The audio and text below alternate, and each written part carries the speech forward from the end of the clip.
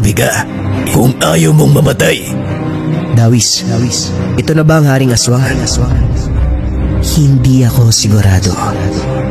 Ang iyong ama at si Kurdum ang tanging nakakita sa tunay na anyo ng Haring Aswang. Ngunit batay sa kanyang aura, siya ang pinakamalakas sa lahat ng nandito.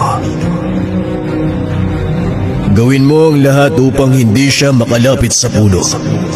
Huwag kang mag-alala sa ibang aswang. Hindi nila kayang lumapit sa mutya.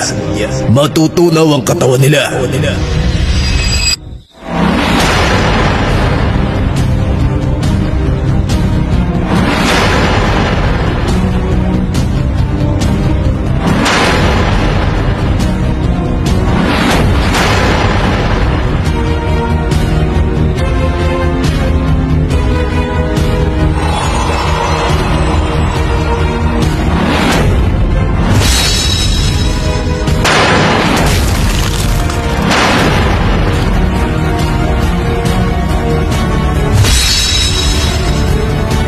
Ngayon, mabibigyan ko na ng hustisya ang pagkamatay ni Lolo.